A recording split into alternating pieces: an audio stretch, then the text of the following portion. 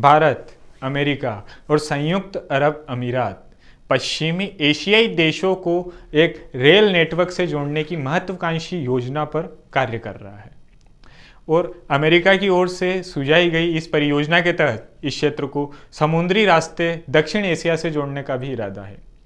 America पश्चिमी Asia देशों को रेल नेटवर्क से जोड़ने में भारतीय विशेषज्ञता का इस्तेमाल चाहता है। भारत के राष्ट्रीय सुरक्षा सलाहकार अजीत डोभाल ने रविवार को इस परियोजना पर अमेरिका की और यूएई के राष्ट्रीय सुरक्षा सलाहकारों के साथ बातचीत की है। क्या बातचीत की है, चलिए आज समझने का प्रयास करते हैं। नमस्कार, मेरा नाम है नीरज, आप देख रहे हैं नज़र टुडे। डोभाल इस परियोजना पर बात करने के लिए रविवार को सऊदी अरब पहुंचे हुए थे। समझा जाता है कि यहां भारत, अमेरिका और यूएई के राष्ट्रीय सुरक्षा सलाहकारों के बीच इस महत्वाकांक्षी परियोजना के व्यापक पहलुओं पर चर्चा होगी।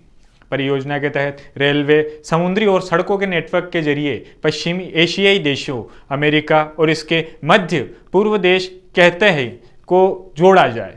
इसके साथ ही यहां से समुद्री रास्ते के जरिए दक्षिण एशिया को भी जोड़ा जाए। मध्य पूर्व में चीन के बढ़ते प्रभाव को रोकने के लिए यह अमेरिका की अहम पहल में से एक कही जा रही है।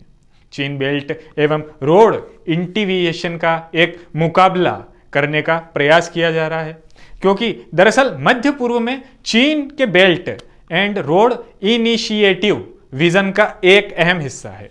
भारत की इस परियोजना में काफ़ी दिलचस्पी है। एक भारत से कहें तो क्रियोसिटी है, क्योंकि ये इसके सामरिक उद्देश्यों को पूरा करता है और पश्चिमी एशिया में राजनीतिक असर एक तरह से चीन का बढ़ा हुआ है। चीन की अगुवाई में सऊदी अरब और ईरान के बीच जो समझौता हुआ है उसने भारत को चौंका दिया है।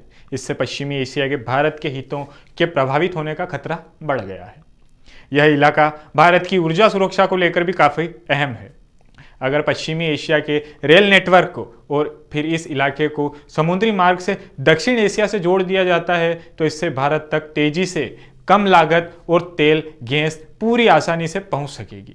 इस कनेक्टिविटी से खाड़ी देशों में रह रहे भारत के 80 लाख लोगों को भी फायदा होगा। और इसमें दूसरी जो अहम बात है वो ये है कि इससे भारत की रेलवे सेक्टर में एक इंफ्रास्ट्रक्चर बिल्डर के तौर पर ब्रांडिंग होगी। भारत में विस्तृत रेल नेटवर्क चलाने और श्रीलंका में ऐसा ही नेटवर्क खड़ा करने में मिली सफलता के बाद भारत के अंदर इसे लेकर काफ़ी कॉन्फिडेंस है। इसके साथ ही भारत ये भी चाहता है कि इसकी सार्वजनिक और निजी कंपनियां पश्चिमी एशियाई देशों में नए आर्थिक इंफ्रास्ट्रक्चर परियोजनाओं के मौके तलाशें। इससे भारत को चीन के बेल्ट एंड रोड इनिशिएटिव का मुकाबला करने में भी मदद मिलेगी। हालांकि इनसे कई देशों पर वित्तीय बोझ लद जाएगा, इसमें कोई दोहराई वाली बात नहीं है। दरअसल अमेरिका ने ब्लू डॉट नेटवर्क की पेशकश की थी। इस नेटवर्क की परियोजनाओं में हिस्सा लेने वाले देशों पर इस तरह के वित्तीय बोझ की आशंका काफ़ी कम है। भारत सरकार का कहना है कि पाकिस्तान की ओर से ज़मीनी ट्रांजिट रूट्स करने के लिए और उसे रोकने भारत की जो अपने पश्चिमी हिस्से के पड़ोसियों से जो कनेक्टिविटी है वो एक तरह से सीमित हो गई है। यह आइडिया I2U2 फोरम के पिछले 18 महीने की बातचीत के दौरान सामने आया है। इस फोरम में अमेरिका, इजराइल, यूएई और भारत शामिल है। यह परियोजना पश्चिमी एशिया में सामरिक इंफ्रास्ट्रक्चर योजना पर बातचीत के लिए बना था। चीन को ध्यान में रखते हुए इजराइल ने इस इलाके के आसपास में जोड़ने का प्रस्ताव रखा था। इसमें रेल नेटवर्क बिछाने के लिए भारत की विशेषज्ञता का इस्तेमाल करने का प्रस्ताव अहम रूप से रखा गया था। हाल के दिनों में बाइडेन प्रशासन ने इसमें सऊदी अरब की भागीदारी बढ़ाने पर जोर दिया था। इससे पहले से लेबांत की खाड़ी और क्षेत्रों में अरब देशों के रेल नेटवर्क से जोड़ने में इससे मदद मिलेगी। रेल नेटवर्क भारत की विशेषज्ञता इसमें अहम भूमिका निभाएगी। राष्ट्रीय सुरक्षा सलाहकार जैक मुलासिन गुरुवार को Washington institute for near east policy में दी गई अपनी स्पीच में कहा था कि अगर आपको मेरी स्पीच का कुछ भी याद ना आए तो सिर्फ इसे I2U2 को याद करें।